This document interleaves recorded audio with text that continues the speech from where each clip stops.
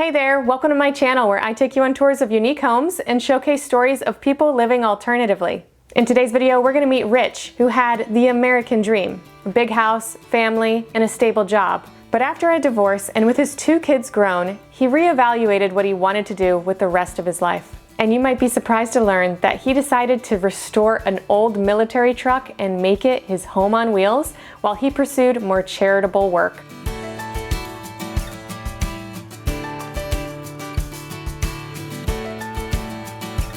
This has got to be one of the biggest downsize stories that I've ever shared, and also a story with a big heart. If you like these kind of videos, make sure that you subscribe and hit that notification bell so that you know every single time we publish a new video.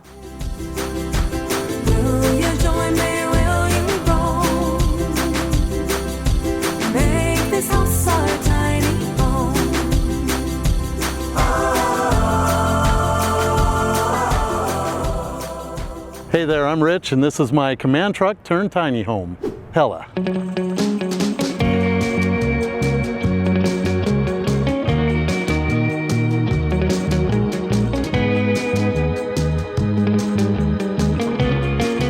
Before I started living and traveling in the truck, I was a full-time commercial photographer, about to be divorced. I just looked at this wide vista that's like, I don't have to keep doing things the way I've been doing it. I can do photography that actually matters to me instead of photography that's just selling something. The photography that I'd done all my life that actually mattered was portraits. So the purpose of what I'm doing is I create professional family portraits for families in homeless shelters. These are primarily single women with children that are escaping domestic violence, which I grew up through some of that, so that's why it's close to my heart. And it just came to me that, wow, I could make gifting my whole thing. And I basically walked away from it all to follow my purpose.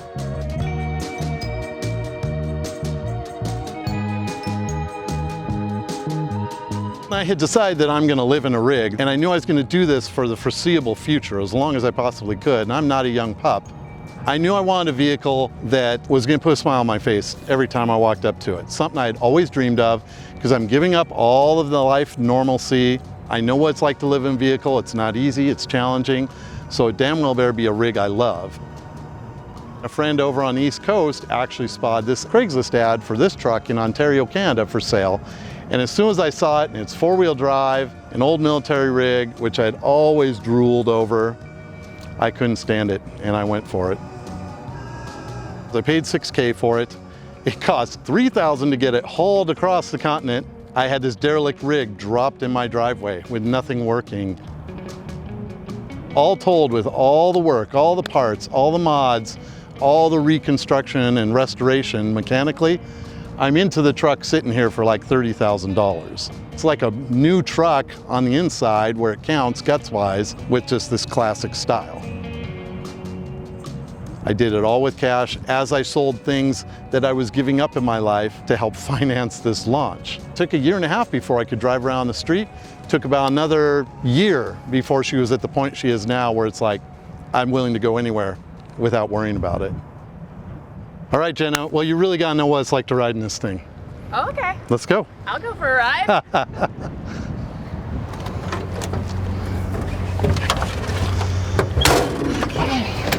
All righty.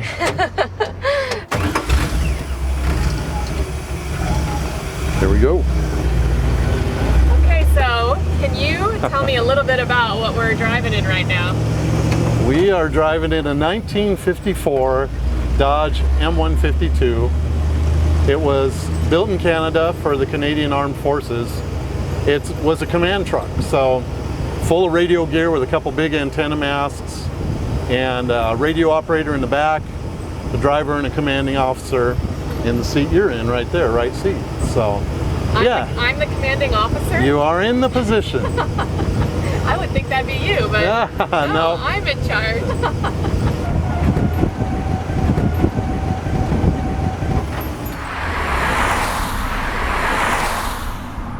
How long have you been living in Hella? I have been in the rig full-time for 4 years now. I got it about 6 years ago. I like how visceral it is. I mean, it is a handful. You feel everything that's happening. the drivetrain, the steering, the suspension. It's not something just anybody can drive, and I kind of like that.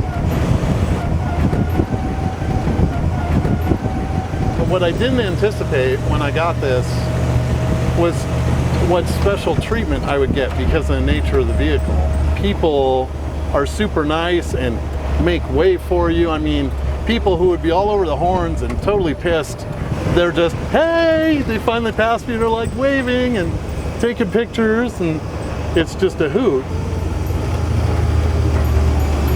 And see there, you know, this guy's like totally cool, just waved at me like, yeah, no problem. Anybody else in Seattle, they'd be like, rah!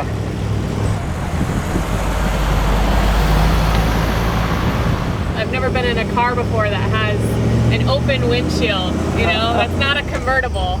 I love the Safari windows. It's like pretty comfortable, and I do feel like I'm like on an adventure safari or something like that. That is how it feels, and it's surprisingly comfortable.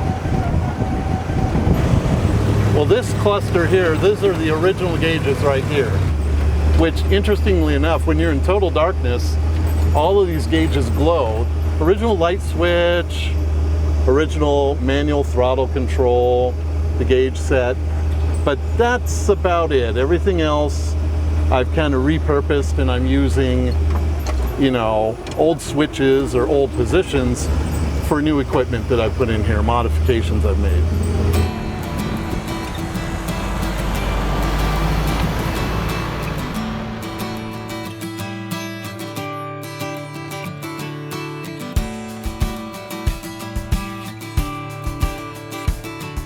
When I got her, she was derelict. Nothing worked. I had to rebuild everything except for the steering, put in a new small block Chevy and transmission, carbureted engine. We've kept it all really simple so that no matter where I am in the Americas, I can get parts and we can make it work. No computers, no sensors, none of that stuff.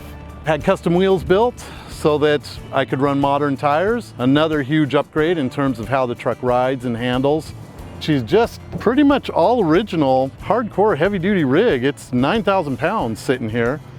There's nothing thin or light on this, no plastic. It's all steel, brass, rubber, copper. I mean, it's just an amazing thing to work on. And of course, since it was a command post, it's got from within 360 degrees of windows. So it's really cool when you're hanging out in there, you've got a view of everything around you, which is just wonderful. And then around back here is the main big kitchen. So my stove goes here. I've never wanted to put any stickers on the outside of the rig because I wanted to keep that really clean old military aesthetic, keep it real Spartan looking. But of course you get stickers as you're traveling from different places. Other nomads give you stickers, and it's just kind of a fun thing, trade that we do, you know. The back door was where it all starts. It's really cool to see it develop. You know, I got a little more room on the back door, and they're starting to be put up on my ceiling in the cab now. It's kind of just expanding. They're from all over because I've traveled to British Columbia and the whole west coast of the United States and down through Baja Peninsula last winter. I also write every city or every place where I spend the night on the wall too, which is an old tradition in my family. So she's getting inked all over the place, stickered and inked. This is all the kitchen stuff, cooking tools, spices, all my stuff here. And so this is kind of prep table, cooking area. Got my toolbox back here. I literally carry every tool I've used to restore this rig. So I have all the tools I've ever needed to make a repair are on board and with me. So I have a tank here that I can plug into and I pump it up and I've got water. So this is kind of I just clean dishes over the dirt or over a pan if I need to, if I can't let the water run. It's a little over 3-gallon tank for this. You can take a shower with just like half a gallon if you're careful. And as far as the bathroom goes, I never wanted any kind of plumbing running through the truck. I tried a little Dometic cassette toilet for a while and they work fine, but it's just a lot of space taken up when the reality is I didn't need it, you know? So I use public restroom facilities, or if you're out in the middle of the toolies, you know, you dig holes like old school stuff. And, you know, so I keep everything really simple. I never want a bunch of plumbing or wiring running around, making it all complex. All right, so we got a really cool old filler neck on these trucks because they're filled in the field with jerry cans. Got this great just nozzle that comes out. It's so cool. On the highway, I get 11 miles per gallon. Pretty good for a 9,000 pound brick. In town, driving around here, between 7 and 8 in the city. And of course, jackdaw.love is my website and also my Instagram.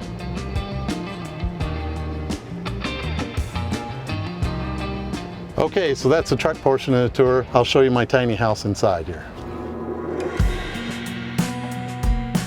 Pella's got this huge personality, but the space is truly tiny.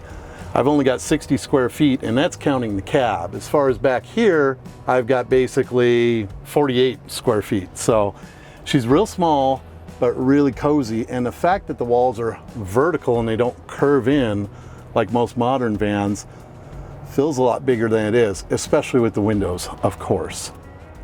It just made total sense to build a large storage bed that'd be really comfortable to sleep. I don't live my life in here. My life is outside of the truck, you know? This just has to be a really safe, comfortable place, which it is. This settee area, this originally had a gas-fired personnel heater underneath it, and I got rid of that because they're legendary for starting fires. We don't want that. It's where I store all my spare parts now, which you have to have a lot of spare equipment, and hoses and all kinds of stuff, you know, for this rig. Over on the port side of the truck here, we have an old railroad desk I got at a yard sale. It only had this drawer in it when I got it. And I just started repurposing an old wine crate I had, started building with spare wood I had to create drawers. And this is basically my indoor cooking area. So this has got like my kettle, a pot, things that I need to cook, you know, if I'm gonna cook in here, real simple, like just heating stuff up. And this one is got some of my electronics, kind of the top drawer there. The rest is all pantry. These are all just coffee, cereal, crackers, canned goods, all that good stuff, you know. Tortillas, because I had burritos today. And down here I have the smallest little domestic fridge that they make. I have an isolated house battery that the alternator, the engine's charging system charges, or I can run it off of my solar. And I vary depending on what I'm doing. If I'm doing a lot of driving in a day, I use the house battery in the rig. And if I'm stationary for a while, obviously I use the solar so that I'm not tapping the house battery. There's no room for closet in here. And yes, I considered when I was building out the interior, doing some cabinets that could hang from the ceiling. But even as I was just working in here, I couldn't bear the thought of losing my view and losing the windows anywhere. So that was out. So my entire wardrobe is in 2 half tubs. I've got one winter coat that's tucked back, you know, underneath. But other than that, I have literally a week's worth of clothes, pretty much. A little more than that. Did laundry this morning, I'm a good boy. So yeah, I've got full, you know, I can go 10 days without doing laundry. I actually do laundry when I was in Baja. Half the time I was doing it myself in a bucket with these little, you know, packets of biodegradable laundry detergent stuff. And it's no problem. Then you string out a line, you're down there, you know, and clip everything up and dry it. I actually have a nice shirt to go out if I wanted to. A nice shirt. It's all super minimal, but that's where my wardrobe is. As far as lighting goes, I have just this original little dome light that they had, and all the lighting, you know, there was also a red light. You can see this kind of red glass dome back here. All the lighting was designed so that no light escaped when they were in operations, because this was a radio command center. I haven't added much. I've got just a couple of these little strip lights that run on AA's. Early on, when I was first drilling and putting stuff in the ceiling, all of a sudden I realized, oh my gosh, I wonder if there's magnets that could hold some stuff up. So I got a hold of these neodymium magnets with hooks and started making things like towel rods where I can just position this stuff anywhere I want, reposition it. Started finding products with magnets in them, like glasses and stuff, that you can just pop them up on the ceiling They're out of the way. It is fantastic. Even my curtains, they're kind of secured at the top with a strip of wood, but it's magnets that they roll up and tie into. Did you make those curtains yourself? Yeah, well, don't look too close. So the scariest thing of my whole build was cutting this giant hole in my perfect roof. But I love it because it's a full hatch I can stand up through, lets all the heat out, and you get the beautiful view of the sky. It's been great. It's a lot bigger than your standard 14-inch vent.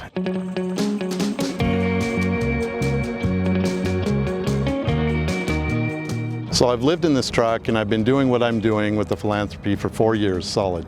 Full time, it's my whole gig. Even though I have less than I've ever had in my adult life, especially my professional career, I've never had so much gratitude. And it just keeps growing. I was raised, if you're totally comfortable being alone, there's something wrong with you. It's been an interesting journey to realize that, wow, no, I am okay being alone for long periods of time, and there's so much love in my life with what I'm doing and with the people I interact with. I think that's part of why I just never feel lonely, and that's been surprising. Thanks for watching this week's video. Please make sure to like, share, and subscribe, and I will see you soon with another tiny or unique home tour.